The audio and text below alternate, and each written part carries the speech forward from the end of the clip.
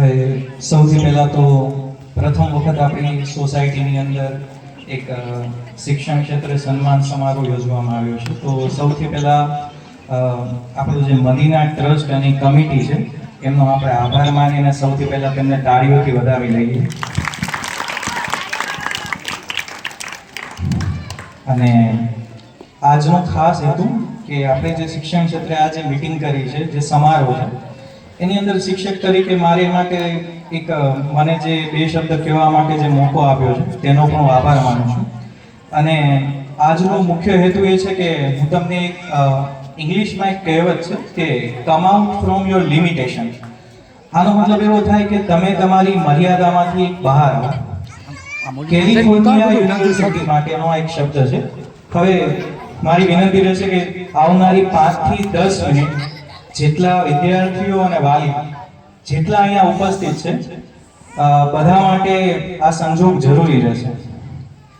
California university જે છે એ એક સારું એજ્યુકેશન પ્રોવાઈડ કરે છે. ત્યાં બનેલી એક આ ઘટના છે જે હું જણાવીશ, જેનાથી અહીંયા બેઠેલા વિદ્યાર્થીઓ તથા વાલીઓ દરેકને આમાંથી કાંઈક તો શીખ મળશે. હવે કેલિફોર્નિયા યુનિવર્સિટી જે છે ત્યાં એકવાર એવો બનાવ બન્યો હતો કે એક વિદ્યાર્થી સ્ટેટિસ્ટિક્સના લેક્ચરમાં એટલે ગણિતના લેક્ચરમાં 15 થી 20 મિનિટ સુધી મોડો પહોંચે છે. ક્લાસમાં જ્યારે એન્ટર થાય છે તો ત્યાં જે પ્રોફેસર હાજર હોય છે તે બોર્ડ ઉપર લખવામાં વ્યસ્ત હોય છે, જેથી તેમને કોઈ જાણકારી રહેતી નથી કે એક વિદ્યાર્થી 15 થી 20 મિનિટ ક્લાસમાં મોડો આવેલો છે. હવે એ દરમિયાન લેક્ચર પૂરો થાય છે ત્યારે બોર્ડ ઉપર 2 દાખલા લખેલા હોય છે અને એ 2 દાખલા જે વિદ્યાર્થી લેટ આવેલો હોય છે એ પોતાની બુકમાં નોટ ડાઉન કરે છે. એના મગજમાં એવું હતું કે આ 2 દાખલા આપણને હોમવર્કમાં આપેલા છે, હું અહીંયા લેટ આવ્યો છું તો મારે આ 2 દાખલા ઘરેથી લખીને આવવાના છે અને બીજા દિવસે હું પ્રોફેસરને બતાવીશ અને પછી એમને કહીશ કે હું ક્લાસમાં લેટ આવેલો હતો. કારણ કે ક્લાસમાં લેટ આવેલો હતો એને અફસોસ હતો. ઘરે જઈને એને બંને પ્રશ્નો સોલ્વ કરવાના શરૂ કર્યા. લગભગ 1 દિવસ 2 દિવસ કન્ટિન્યુ 4 દિવસ સુધી એ દાખલા એને સોલ્વ કરવાનો પ્રયત્ન કર્યો, પણ એ દાખલા એનાથી સોલ્વ ન થયા. હવે વાત એવી હતી કે એ પ્રામાણિક વિદ્યાર્થી હતો અને એણે નક્કી કર્યું હતું કે મારી ભૂલ મારે સ્વીકારવાની છે, પણ આ જે 2 પ્રશ્નો આપેલા છે એ બંને પ્રશ્નોને હું સોલ્વ કરીને પ્રોફેસરને વાત કરીશ કે હું ક્લાસમાં લેટ આવેલો. લગભગ 1 અઠવાડિયા સુધી એ પ્રશ્નોનું સોલ્યુશન કરવામાં આવે છે અને અંતે એને જવાબ મળે છે. 1 અઠવાડિયા સુધી. અઠવાડિયા પછી જ્યારે પ્રોફેસર પાસે જાય છે અને પ્રોફેસરને વર્ણન કરે છે કે તમે આવલા દિવસે 2 દાખલા જે આપેલા હતા 1 અઠવાડિયા પહેલા એ બંને હું લખીને આવેલો છું અને પોતાની બુક ત્યાં જમા કરાવે છે. હવે પ્રોફેસર બહુ કંઈ એની વાતમાં ધ્યાન નથી દેતા, જેના કારણે એને થોડુંક ટેન્શન થાય છે કે કેલિફોર્નિયા જેવી યુનિવર્સિટીની અંદર હું જ્યારે આવી ભૂલ કરું તો એનું પરિણામ શું આવી શકે. પણ છતાં એને એવો વિશ્વાસ હોય છે કે મારી ભૂલ હું સ્વીકારીશ તો મને માફ કરી દેવામાં આવશે. હવે પ્રોફેસરની 2 દાખલાની જે બુક હતી એને સાઈડમાં રાખીને ભણાવવાનું શરૂ કરે છે. લગભગ 5-6 દિવસ સુધી એ પણ એ બુક ચેક કરતા નથી, એટલે હવે એનું ટેન્શન થોડુંક વધતું જાય છે.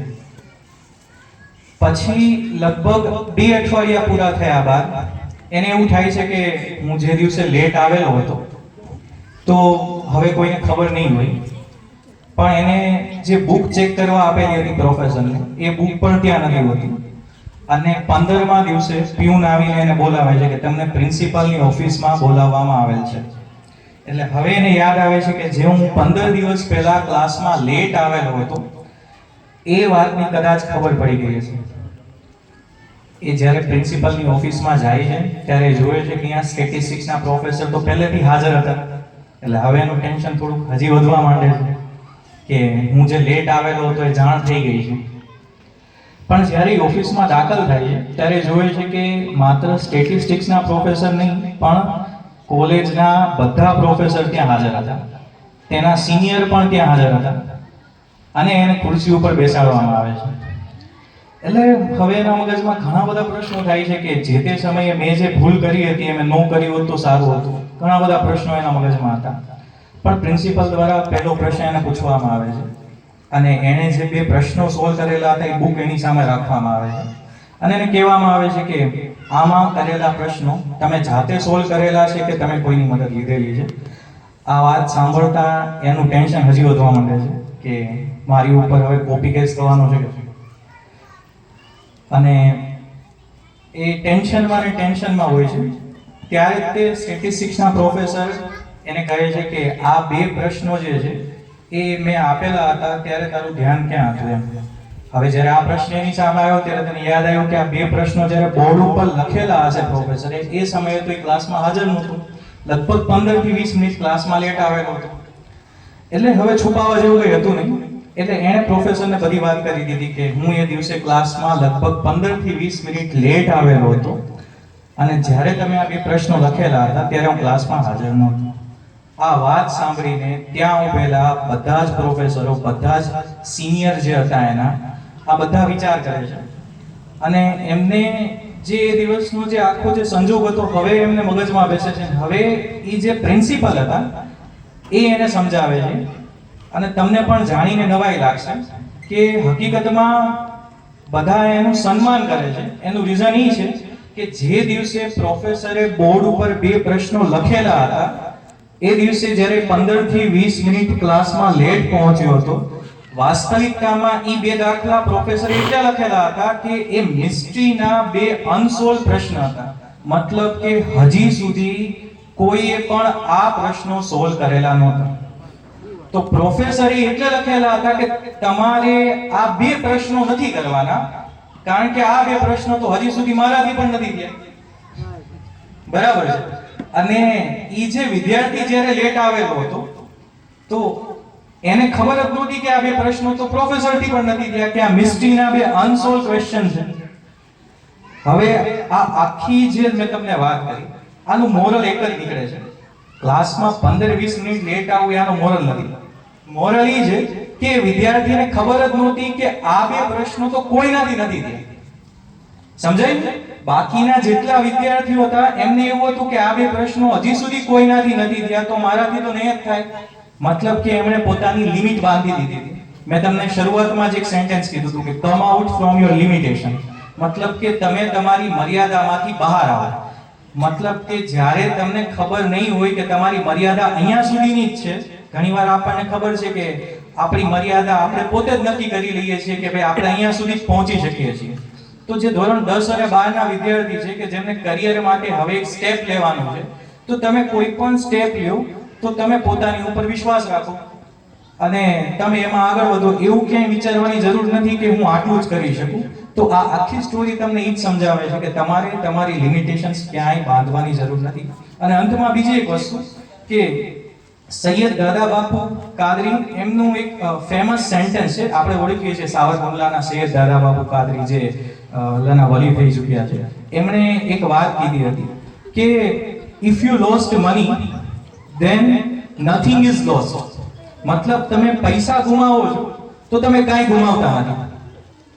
but if your health is lost then something is lost. મતલબ કે તમારું સ્વાસ્થ્ય જ્યારે બગડે છે તો તમે થોડું ઘણું ગુમાવો છો. but if your character is lost then everything is lost. મતલબ જ્યારે તમે તમારું વ્યક્તિત્વ ગુમાવો છો ત્યારે તમે બધું જ ગુમાવી દો છો. તો મુસ્લિમ સમાજ માટે આજ એક જ વસ્તુ આપણે શીખવા જેવી છે કે જે કંઈ આપણી ઇમેજ છે આપણે સુધારવાની છે અને હંમેશા પોતાના વ્યક્તિત્વ ઉપર આપણે બન્યા રહેવું જોઈએ. આપણું કેરેક્ટર જે છે એ જ મેઇન વસ્તુ છે. 2 થી 5% ઓછા હોય તો પણ ચાલે છે એવું નથી હોતું, બટ આપણે આપણું કેરેક્ટર બનાવવાનું હોય છે. અને આપણને ખબર છે કે આપણે એક શબ્દ, એક નામ આપણે સાંભળેલું છે, ડોક્ટર એપીજે અબ્દુલ કલામ.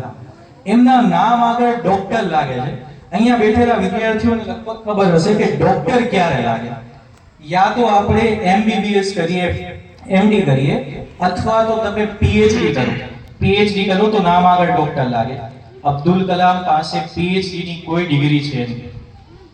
એ એન્જિનિયર હતા અને એમની પાસે પીએચડી ની કોઈ ડિગ્રી નથી, એમબીબીએસ ની કોઈ ડિગ્રી નથી. તો એમના નામ આગળ ડોક્ટર એટલે લાગે છે એમના કેરેક્ટરના કારણે, એમના વ્યક્તિત્વના કારણે. અને ફોરેન યુનિવર્સિટી એમને ડોક્ટરની પદવી આપેલ છે. તો બસ કહેવાનું મારું આટલું જ હતું કે આપણે આપણા વ્યક્તિત્વ ઉપર ધ્યાન દઈએ અને આપણી જે લિમિટેશન્સ છે આપણે જાતે ક્યાંય બાંધવાની જરૂર નથી. અહીંયા આટલા બધા લોકો તમારા સપોર્ટમાં છે, વિદ્યાર્થીઓના વાલીઓ પણ સપોર્ટમાં છે. તો જે વિદ્યાર્થીઓને સારા ગુણ મેળવ્યા છે એમના વાલીઓ પણ ઘણી મહેનત કરી રહેશે. તો બધા વાલીઓ માટે પણ એક તાળીઓથી એમને વધાવી જોઈએ. અસલામ વાલેકુમ.